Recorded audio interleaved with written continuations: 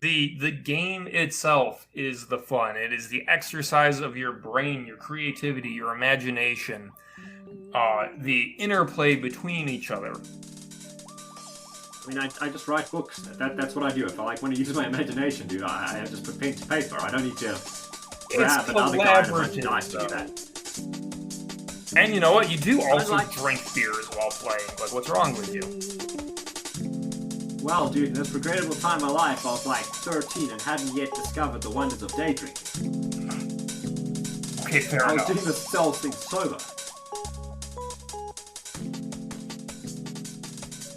And welcome back, everyone, to The Unreal Podcast, the internet's only, first, and undisputed podcast on transgressive fiction, internet culture, and everything on 4chan that's actually good. But today, we're not just discussing something that we've seen on 4chan. Oh no. We're discussing something that's blown up the internet. The Chinese internet, that is. Now, I neither read nor speak Mandarin, but I read the English translation of this book. And I actually found it pretty good. So good, in fact, that we've got another guy on to discuss it with us today. That's right.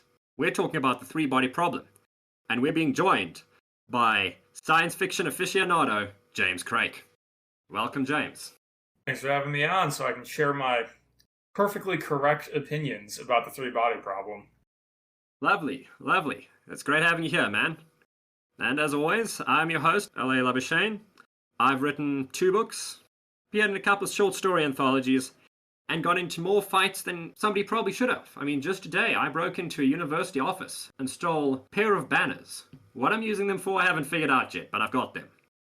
And, of course, as always, I am being joined tonight by this bottle of moonshine I bought out a guy's trunk in front of a nightclub.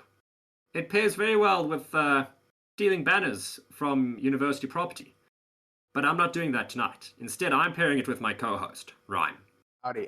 My name's Rhyme. I write short stories, essays. I'm joined by a 12-ounce bottle of water, Sam's Purified brand. It tastes like plastic. I haven't stolen anything recently, but I wish I hadn't spent money on plastic water. How's everyone doing? I'm doing fine because it's Friday when we're recording this. Yeah. I can't complain about Fridays. I mean, I don't have class on Fridays, which means I can do, like, fun stuff. Like this. So, I mean, I'm hundreds. Great. Glad we made it to episode 2. Well then, James, why don't you start us off? Since your opinions are perfectly correct, can you please inform the class what they are? Yes, the three-body problem is bad. Now, one thing I will say is it's written, like, the actual prose is good. In the, like, transparent, no stumbles ever, like, you just get to get the story in that kind of way. If that's what you're looking for in prose, this is a 10 out of 10. I never had an issue with the prose. And that speaks to the quality of the translation. Yes. Yeah. Ken Liu is an excellent writer in his own right. You know, he translated the first English book. And as somebody who's actually read a number of his other stuff, yeah, that's his prose you're reading. No nonsense. Straight to the point. No frills attached. It's like Hemingway without the beer. Still have to read some Hemingway. Speaking of drinks, since bringing up Hemingway, I didn't get to say that I'm joined by a glass of cinnamon whiskey Fireball, because my only other option was a pint of North Korean vodka that tastes like communism, which is probably appropriate for discussing a book about communism, in a sense. Three-body problem starts fine.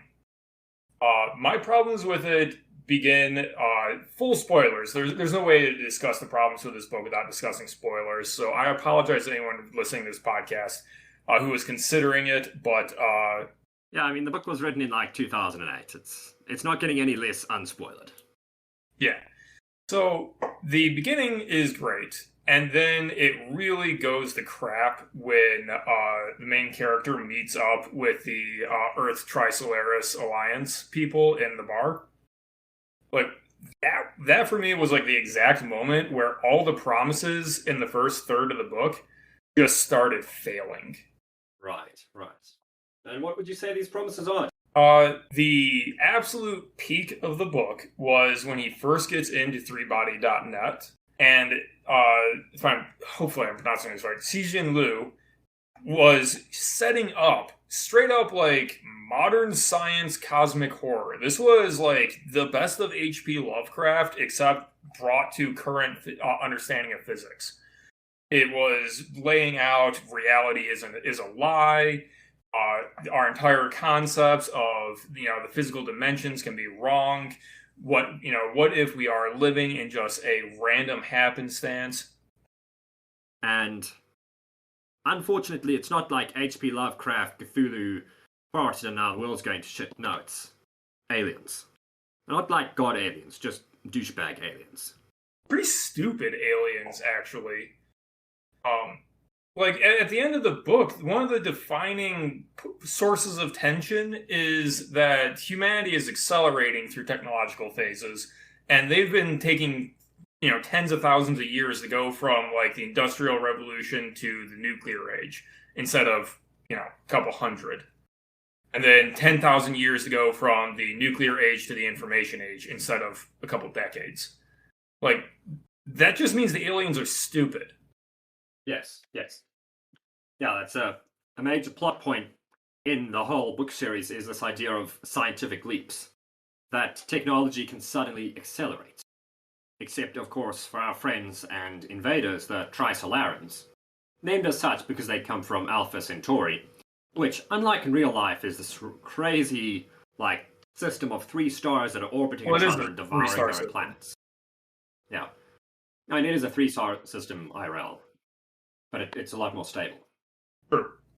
Yeah, that's being the reveal to 3body.net. Like, I guess it slapped you in the face and told you that was the reveal with the name. But that means that there was that they were setting up that the rules of nature aren't constant through time, and then they're just like, oh, actually they are. And you just weren't able to see enough of the rules to understand that how they're constant. Which is as much of a letdown as, we can make a proton supercomputer, but we can't make a supercomputer able to fix our problems. Yeah, it's that level of absurdity in a ways. You sort of get to thinking, well, if you can do this, why can't you just, not live in the Trisolaran system where the apocalypse is, quote unquote, a yearly thing that the world just gets shit. Yeah, they really should have the technological capability to make a space station outside of the inner grasp of the stars. I don't understand how they could get to Earth, but they couldn't make an orbit. That's a common theme with the end of the book is everything basically got answered and explained in bad ways. Yes, I can definitely see how you'd find that. With the example of the aliens need to invade Earth because their world is dying, but if they can reach Earth, like you said, why don't they just build a space station?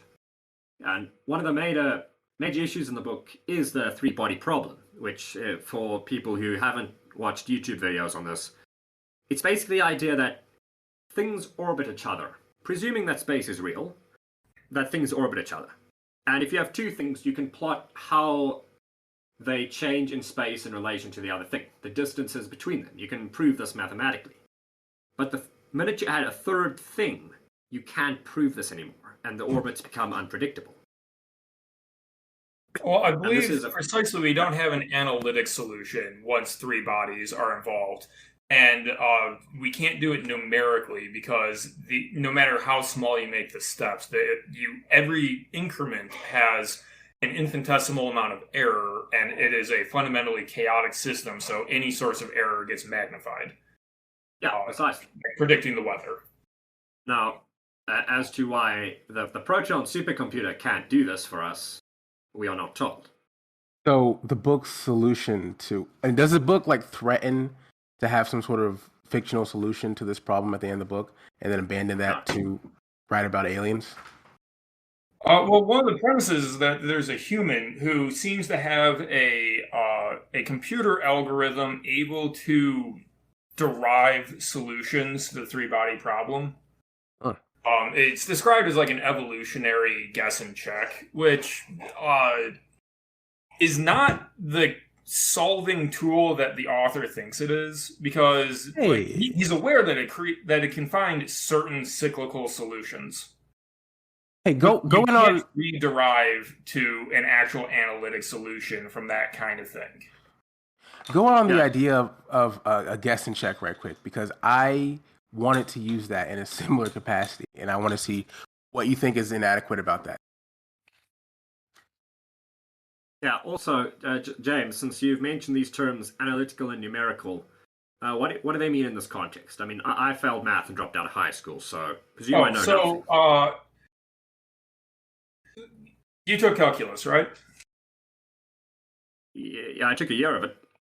I sucked at it, Okay, but go on. so the analytical solution to what is the area under the curve y equals x squared from Yes. 0 to a value is the derivative equation, which would be 2x from the bound 0 to whatever the value. And it's Right. the Right. analytic solution is that equation. A numeric solution is basically what computers do, where it just takes a little tiny increment and linearizes the solution so that it and just makes the increment small enough that the equation looks linear, and then moves to the next step, redoes the calculations linearly, does it again and again. That is the Riemann sums. I'm going to make an infinite number of rectangles under the curve to find the area under the curve. Right. But a Right. computer I never see. gets to an infinitely small rectangle. It gets to a very small rectangle. Okay. And that's why a chaotic system can't actually be modeled in a computer, because we don't have Got it. analytic solutions. Only numeric solutions that every step has a tiny amount of error that propagates rather than diminishes. And to answer Rhyme's question, why did you think the guess and check system detailed in three body problem is so inadequate? So, in defense of it, finding cyclical solutions to a strange problem is like the first step that people recommend when talking about how to solve a particular numerical problem, like number problem, I should say. But that can only give you the intuition of what the analytical solution is, and they made some overtures about, oh well, we need something beyond calculus. So he alludes that there is another field of math able to, solve for chaos systems. But maybe that's in book 2 and 3, which I won't be reading. Yeah, Okay. there isn't that math in book 2 and 3, just as a spoiler. The idea that physics is actually fuckery does come back, and is like outright stated as text to be just true. That the laws of physics are unreliable because of alien, like actual, eldritch alien machinations. Yeah, that's true, but they never actually But solve from the the three-body problem. Trisolarians or from someone else? The From Trisolarians someone else. are not a threatening threat. Yeah, no. Like the Trisolarans could get stuffed into a locker for all I care. But like basically here's some major spoilers for this, but essentially Go right the ahead. I universe don't want to wasn't read the rest of these. okay, but yeah. Anyway, the point is that the universe wasn't always three-dimensional in the story. It was originally like 10-dimensional. But because of humongous wars between the different alien species, they've actually collapsed entire dimensions into like the quantum realm. What the And fuck? so physics is constantly changing and is unreliable, not because of like aliens making you hallucinate, but because the universe itself is fundamentally decaying and broken as fallout of humongous super wars. Yes, really.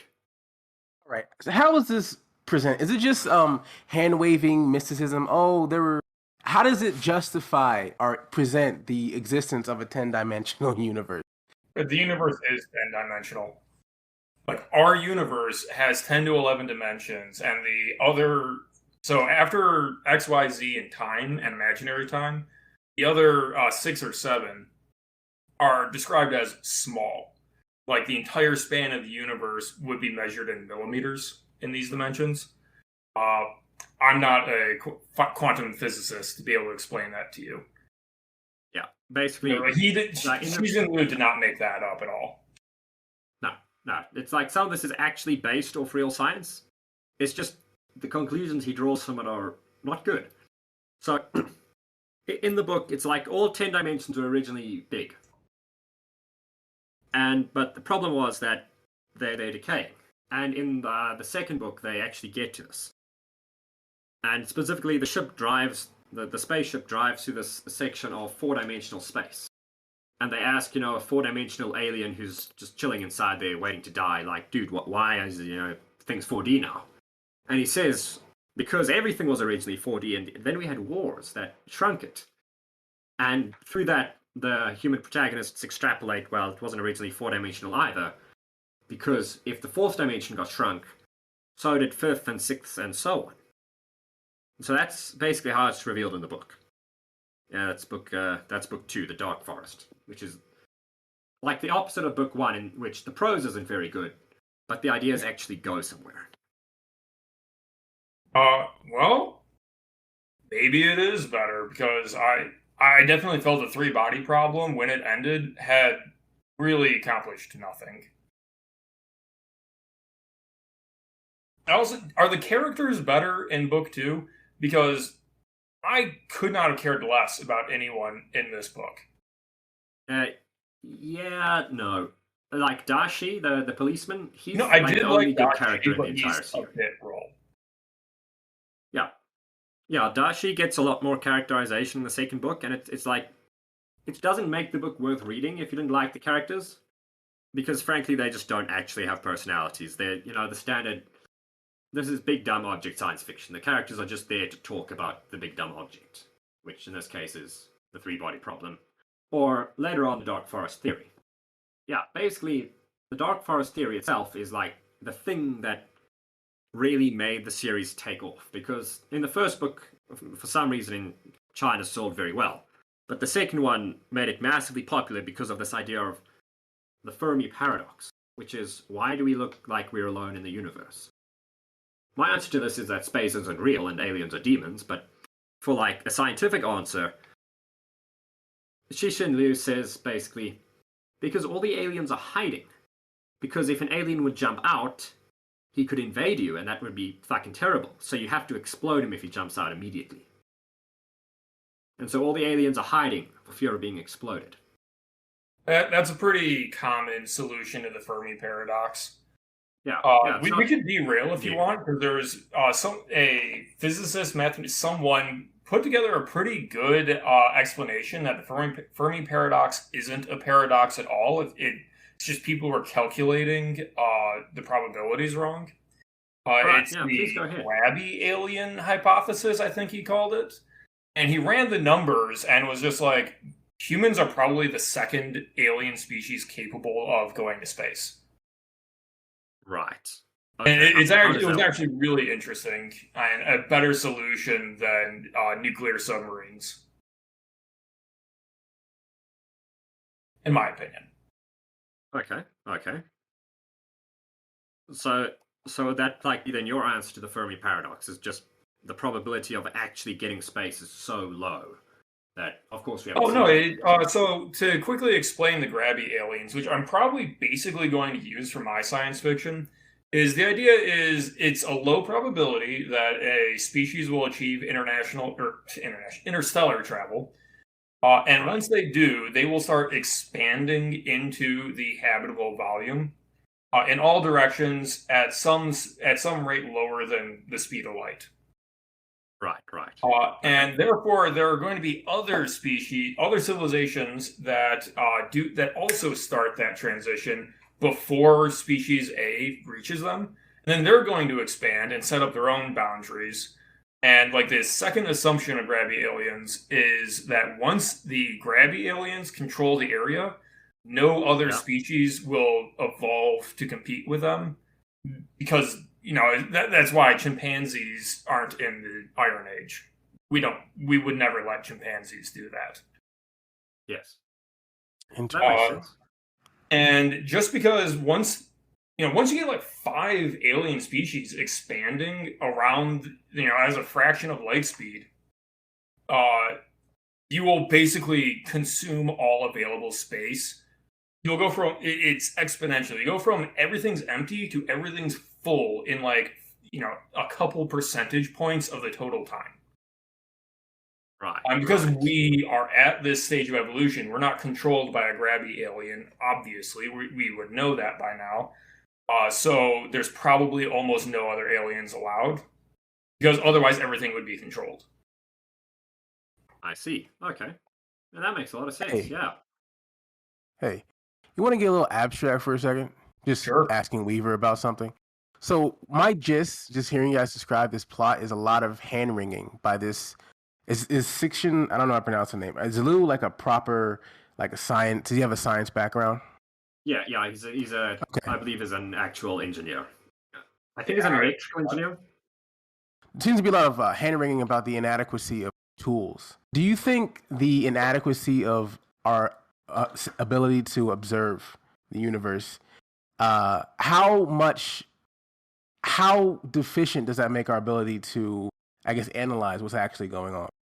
Now, I'm really not a scientist, man, but I'd say with the issue of the tools, it plays into the book majorly, in that humanity is simply not really advanced enough to communicate meaningfully on the international stage. That's a major plot. That He said it too. in the book, Interstellar, not international. Look, like when you're in space, each planet is like a country.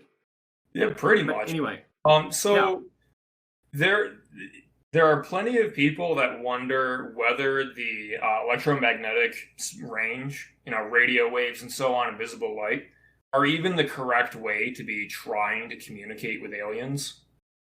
And we simply don't really know. Like, we don't have a grand unified theory right now. We don't understand we understand a lot of quantum, but not enough of quantum to really know if we're even using the right tools to try and communicate. Mm-hmm. And there's not really a way for us to know if we are using the right tools. All we can do is try. It's interesting to think about the implications of actually there not being a unified, there is no ability to have a unified theory, that things aren't necessarily connected in a causal way. I don't know if that's implied but not resolved in the first book. It sounds like they kind of get into that in the Dark Forest. Is that true, Ella? With the Dark Forest, not really, no. Because like the main story of the Dark Forest is actually dealing with the Trisolarian invasion. Is everyone's cocking themselves over, oh shit, the Trisolarans are coming, and a lot of it takes this sharp jump into social science fiction, as Liu speculates how would humanity actually react to the invading aliens. Not like fighting them really, but thinking about it. How would that change human society? This knowledge that, shit, the aliens are coming. But it doesn't really discuss this form of interstellar communication, no. It's touched on. I remain disappointed. Yeah.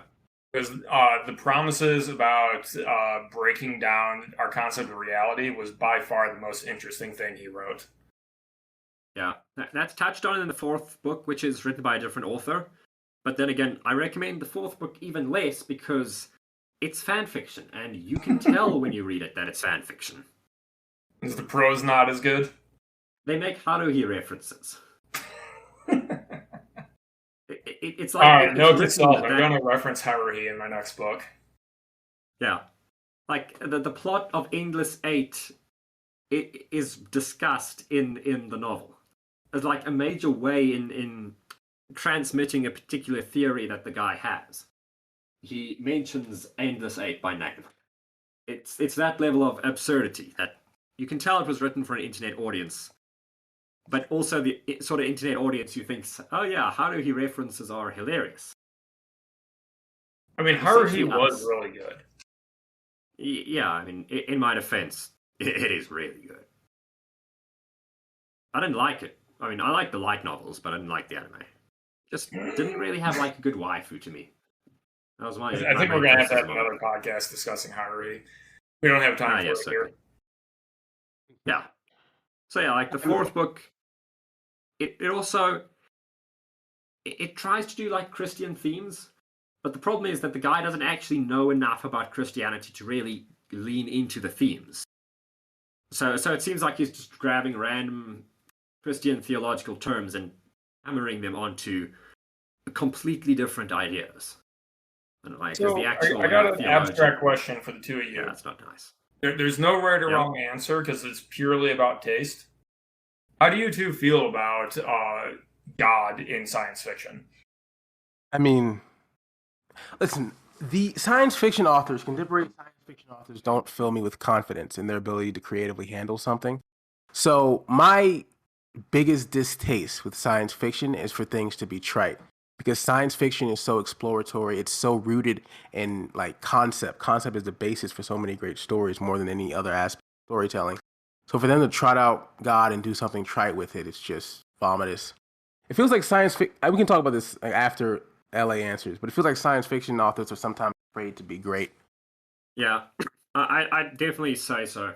And in my opinion, with this, with the idea of divinity, is that I have no problem with religious characters in fiction, and I have no problem with them, ascribing divine cause to specific actions. I think that's very grounded, and it's a good representation of humanity's diversity and variance of opinion. And that wouldn't necessarily end when we hit space either. But my main gripe with this is one, like in terms of theologically, there's a lot underpinning these ideas, and there's a lot of speculation and philosophy that goes into discussion of God. And that is not something a lot of science fiction authors understand or care about, which makes, Right. yeah, like Rhyme said, the depiction's extremely trite and basic to somebody who actually knows about this stuff. And my second gripe would be it often feels then you're wading into the realm of science fantasy, that either God is just a really big alien, in which case, okay, cool, or it's like actual God, and in that case, it's effectively magic, which takes a lot away of science fiction's potential to really explore plausible ideas and use scientific innovation and theory to tell stories when you're explicitly not doing that and you're resorting to magical thinking instead. So I'm pretty much against it in all options. I've never seen it done well. I believe I've seen depictions of religion done well. I can't say that I have ever read a science fiction book that actually dealt with like an objective, like a discovery of God that even the most hardline skeptic would be unable to refuse. I don't think I've ever read that.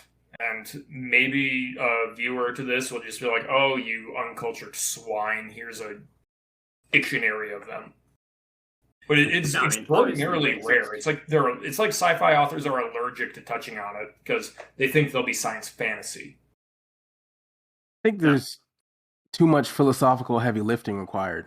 I mean, so much of this is just dressed up schlock. I mean, this book sounds pretty conceptually interesting. I wouldn't expect science fiction authors who are already doing some physics, like heavy lifting by including physics and mathematical concepts, to try to trot out religious philosophy. I mean, I plan to include religious philosophy and themes and revelations in my writing. Eventually, my novel does not like currently get there. Yeah. Yeah, and I think also some of this, yeah, I'd say definitely it's just a lot of work to do all of these things well without it just seeming like fantasy hand waving. And yeah, so I mean, I've never seen it done well. I mean, I have seen it like, oh shit, the gods are real. That's I've read. It's just I have never thought for once, gee, I'd come back and reread this, or I'd say, oh look, this really shows how the gods act. I think the closest possible thing would be Age of Osiris by whoever Age of Osiris is by. I'm checking now. And that was essentially the idea that all the gods are real. Oh, But the problem is that they don't like each other. So they have this huge fuck-off war, and the Egyptian guys actually win and take over the world. And the world is split between these different Egyptian nations. In this, I guess it's technically science fantasy because they never really explain, how divine power makes huge explosions. But it's touching on that, I think, as a military fiction because the main character in the book is a soldier, and it's essentially his attempt to go into Egypt, called Free Egypt because it's where all the gods are from, so it's neutral territory, and set down this insurgents by the worshippers of the god Set, who's like the bad guy. But I mean, so even then, it's like this book. I read it when I was 14 and thought it was the shit. So I recommend it with caution. I'll say that, 14-year-old LA would recommend this book. Okay, Current age so, LA is going to think Hyperion twice. by Dan Simmons is a fantastic novel and is as close to, like, religion and God and so on as I can think of right now, short of something like Voyage to Arcturus that our poet friend made me read.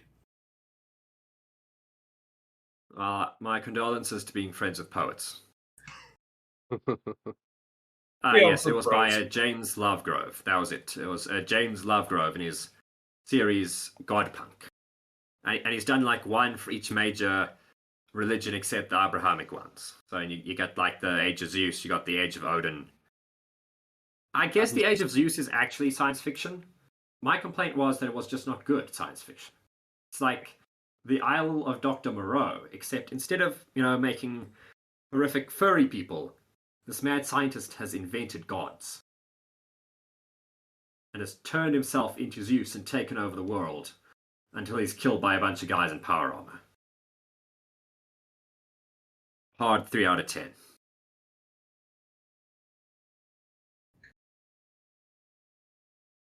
So you guys read a lot of science fiction. This sort of the turn where all these interesting questions are posed and then the answer is aliens. It reminds me of Leviathan Wakes, that the Expanse series, where a similar thing occurs where the answer is aliens. Right. This kind of ruins a lot of science fiction for me. I don't know if you guys feel the same. Yeah, I'd agree. I have not read past the first book of Leviathan Wakes, and I did not have any issue with that first book. I thought it was entirely reasonable that the proto-particle was a plot point. My issue with Leviathan Wakes, which I'm told is not an issue going forward, but I felt like I was reading a physics textbook. It did not inspire any awe in me because it was just so grounded. And I'm told that in book 2 onwards, when they are studying the protoparticle in truth, it's like way cooler afterwards. So I will definitely give. It's James Corey wrote that, right? Yeah. He definitely has my benefit of the doubt.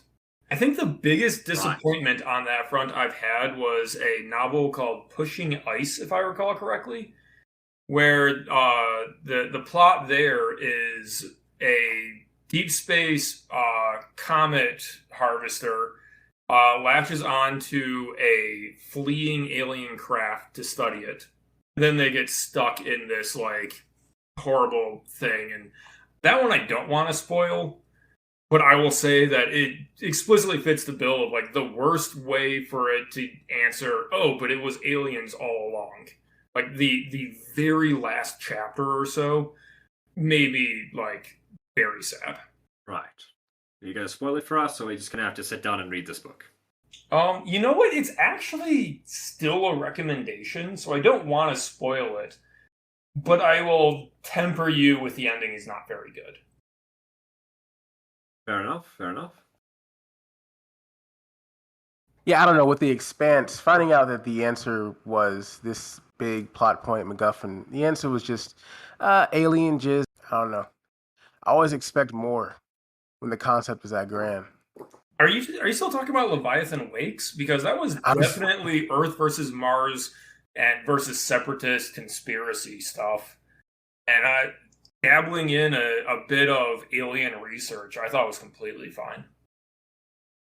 did not reach that point of I might be including a little bit of book 2 there by accident. But You yeah, probably are, because book 1 was pretty good. no, book 1 was I enjoyed it. I don't read a lot of that stuff. But I really liked book 1. It's just I didn't care for the answer to the questions posed. In a similar fashion to how you feel about Three-Body Problem. Turning to Three-Body Problem. James, have you read anything similar that you would recommend to us then? I mean, I did compare it to H.P. Lovecraft, just brought up to modern science. And unfortunately, with the execution here, he's exactly like H.P. Lovecraft. Not that good for the ideas he has. That is entirely true. Honestly, Lovecraft is one of those authors who I far prefer to read about than to actually read. You know, there has to be someone who is writing in the public domain mythos who's, like, actually good. Because I think everyone will agree that Cthulhu and so on is pretty cool. Yeah, and it's a cool idea, yes, definitely.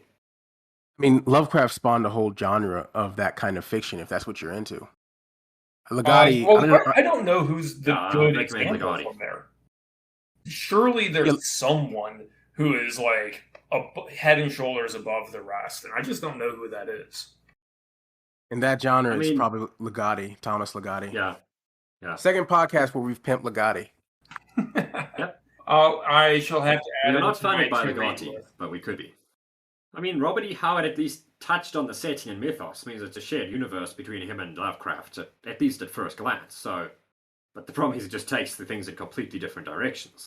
They were contemporaries making jokes about each other, I think. Yeah. You know, I can't say that I know another book like this. I feel like I should know one that I could recommend, but it is actually a genuinely novel premise rather.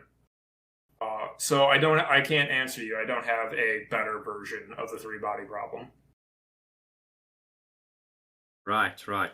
I mean, personally, what I've read and it reminds me the most of is the Zeely sequence by Stephen Baxter, which is exactly as polarizing as a Three-Body Problem. I loved it, and I read every book in the series. Nobody else I've met can tolerate it. So, I mean, there's that. But it also then does touch on how is human society shaped by aliens. Because in Baxter's series, humanity eventually beats the aliens. Yeah, it takes them a while, but they get onto like a galactic power and fight bigger aliens. And a lot of the book series is then asking, how does galactic humanity deal with the fact that for all their accomplishments, they're still not the biggest fish in the pond? So, I mean, that was, I found very interesting with it. And it's also, hard science fiction, so it's plausible, at least for the time it's written. Funny how hard science fiction always changes. Yeah. But the stuff you make up, that never changes. I mean, nobody's exactly going to come over here and say to the fantasy author, "Oh, sorry, dude, your magical speculation is out of date." I mean, who writes books founded on hardcore occultism anyway? Well, yeah, your orcs are too similar to black people, man. We're going to have to change that, sorry. Excuse me, but my orcs, if I wrote orcs, are based on Moors, and that's because I like to write about the Crusades. Fair enough. I mean, I guess I can't dispute that. I don't actually write that. That's just my plan if I ever do write a fantasy series about humans versus orcs. And I have some ideas for like the what I could do with the gods to justify. I like when both sides of a conflict are completely justified in what they're doing. There's just an underlying premise difference. And there are, like, how one culture views another is going to skew how it gets presented to the people in it. And, it's like if you grew up in a monarchy and you saw a democracy, you'd think it was chaos. Yes, of course. And so how does this then play into your orcs? Well, the idea I had a long time ago that made me say that was the idea I had was that orcs were created by lesser gods versus like the world creating god, but they got in first. So they actually predate humanity. And that's why there is a huge fight over who is the rightful owner of the planet, because the orcs were objectively there first. Okay. And it was like, so far. but to the human perspective, the world-creating God that made them for the world and so on dragged their feet. And I just would never make it clear whether or not that's true. Because it doesn't matter if it's objectively true. What matters is if the characters believe it to be true. Yes, of course. A matter of perceptions. But the only fantasy I'm writing right now is my web novel, The Undying Emperor, which is more or less entirely human. Okay. Like the wizard is non-human, and that's it. Yes. Yeah. Yes. And you've also got a fantasy novel out, right? What's that about? My novel. Sci-fi novel.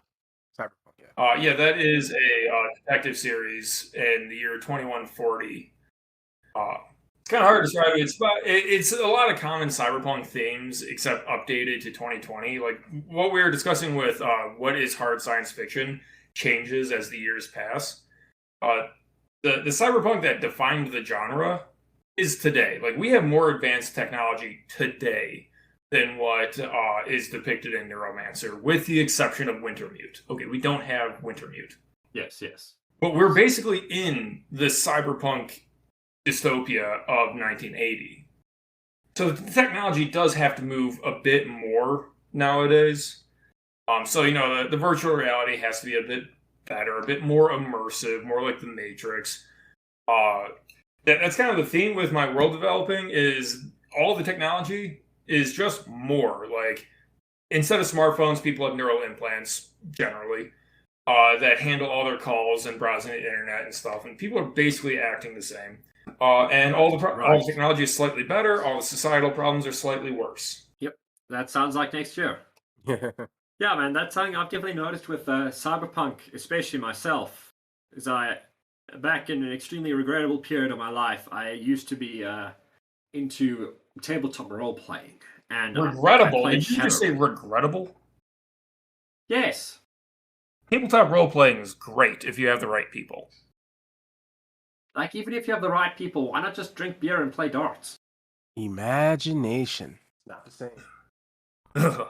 No, that's like the point. I don't need imagination to have fun with people. They're just fun. The game itself is the fun. It is the exercise of your brain, your creativity, your imagination, the interplay between each other.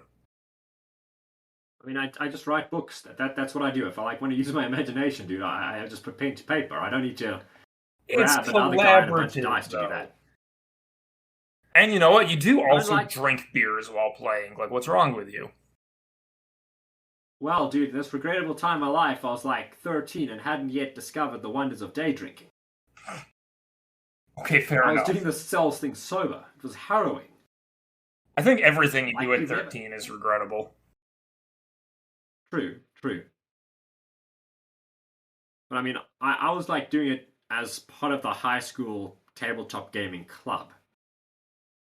Because coincidentally, I knew how to play Magic the Gathering, and like on the day of the club expo, I completely thrashed like the chairman of the club in front of like 10 people. That might not seem like a lot. You show up with a net deck to a kitchen tabletop. I do. People have called me out on Magic Online for not being competitive enough in my game descriptions. I am that guy.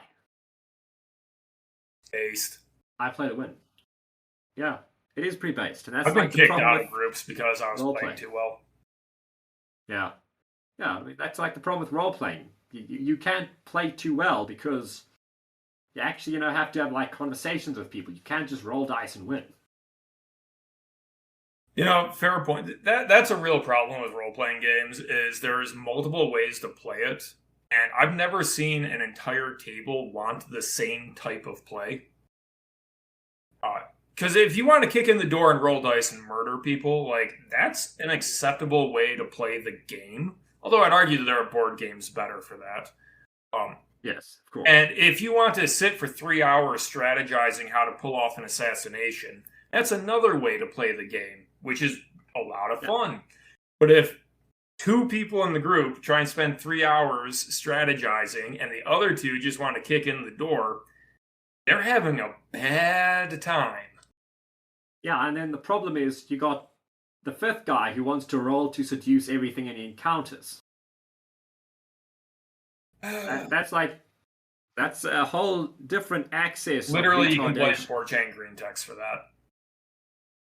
That did not exist before the internet. Yeah, okay, I can see that this one's our internet's fault, but it doesn't make the fact that you have to play with these random furries any less unfortunate, because you don't know they're random furries until they start like rocking up there with dragonborn and catfolk and rolling to seduce things. You just think they're like actual people, but no, they're not. I don't have enough whiskey for this conversation. You're hurting me. Yeah, but no, my actual point here is I used to play Shadowrun. And Shadowrun has this exact same problem we were getting to, where like the technology of today has hit the Shadowrun of the 1990s, say for the magic, but and you see this really weird thing in the Shadowrun lore where people start with smartphones, magic exists, everyone gets skateboard-sized keyboards again, and things slim down again to phone size. Because Shadowrun is constantly set like 50 years after the present day. And so in like 2030, we're going to be lugging around humongous keyboards again. I live in constant fear that someone is going to point out to me that I don't actually know how something works, and I thought I did know how it works. My rule of thumb is the technology is never the bottleneck. The technology is... I've brought everything down to the point of human ergonomics. A cell phone will never get smaller than a modern cell phone because that's the size of a human hand. Yes. And I just don't talk about, well, how many processing hertz does it have? Because I'm ignorant to that sorcery. And hopefully I've future-proofed it. I also intentionally don't really talk about medical treatments because I'm not a doctor. No, if I remember the book, which I proofread some of, you talk a lot instead about like societal conditioning and injustices. Yep. Yeah. The main focus of Bastion is the interplay between an average person, the corporations that control the economy, the government and its aims, and the artificial intelligence they have holding it all together. And contrary to what everyone else does, the AI in charge of the city is actually benevolent. Because everyone would be that's nice. Dead if the AI was not holding it together at this point. There's no way for the city to work if the AI was out to get anyone. Yeah, absolutely. That's, how societal planning works. If it's evil, everyone dies. And I mean, we can see a similar thing actually in the second book of Three Body Problem series, Dark Forest. And it's like my favorite scene in the Sci series, where they've made, the cyberpunk city. And it's like really nice and utopian, except there's this one computer virus that turns everything, because everything's connected to the internet, evil to assassinate this one guy. So it's like he's defrosted out of Asimov-esque cryo freezing. Yeah. And the world just turns on him for 2 days straight, and so they just put him in a concrete box outside until they, troubleshoot the issue. Okay, so this is probably like a spoiler question. I got a question for you. If the Sopan particles are messing up the particle accelerators, yes, sure, they are preventing us from unraveling the quantum realm. But it sounds like it did literally nothing to stop artificial intelligence improvement. They didn't, which is then addressed in the story by the argument that computers can only get so fast without quantum mechanics, which doesn't work because of the Sophons. So they do have pretty good AI, but the problem is it can't outthink the Trisolaran AI because it's locked out of the quantum realm. I'm not... So, maybe the book presents it well, but I struggle to believe that because even if it's as smart as a current human scientist, a computer that never has to sleep, never has to, go home, never has to eat, and can continue to amass its database of memory without loss. Like, you don't need to go particularly fast for that to overtake everything. Oh no, I completely agree, and it is a humongous cop-out in the book that, the Sophons single-handedly, by crippling particle physics, just fuck over humanity. Like, no, they don't. But that's the argument the book has to make for the plot to go forward. So, I mean, what can you do? So I think at this point, I have gotten you to agree that the book has enormous flaws. It has plot holes, it has weak characters, the technology doesn't make any sense, the reveals were not nearly as good as the promises made. And at least in the scope of the first book, maybe the other books come together, and yet you enjoyed reading it anyways. Yeah. I mean, I'm not going to pretend that I have good tastes, but I am going to be sincere that I enjoy what I enjoyed, and I maintain my stance. As you said yourself, the prose was good. Well, I read it for the prose, frankly. It's like, yeah, Ken Liu writes well. So the first book, I think, is worth reading if you like that style of prose. The second isn't, because it has a different translator. And by the time you get to the third with Ken Liu again, you're going to be so lost if you haven't slogged through the second one, it's not really worth doing either way. So I'd recommend the first one if you like beige prose, but if you don't bother. And I mean, yeah, so I'd recommend the first book, and you would recommend none of them. I would recommend this book. So I think then that we can probably close it here, unless you have any other remarks, James. I've already gotten to plug my book. I write hard science fiction cyberpunk about detectives and gangs and government and getting depersoned from society. So you should buy my book. That's what you should do. I will buy your book, James. In fact, I will recommend it to people who actually like sci-fi, and then they can buy it too. I have already purchased your book, so... Yeah, wait on you to finish that so we can do the interview. So we can have the proper interview. We skipped some subjects because we got to save something to talk about for the actual interview, which is dropping soon. Yes. Well, thank you for having me on. Yeah, and well, thank you for coming on, James. We really enjoyed your opinions, and you definitely made some very educational arguments. I think I definitely feel enriched, if not sober. And that's kind of like the way I like to end Friday. So, thanks, man. Let's go enjoy the weekend. Cheers.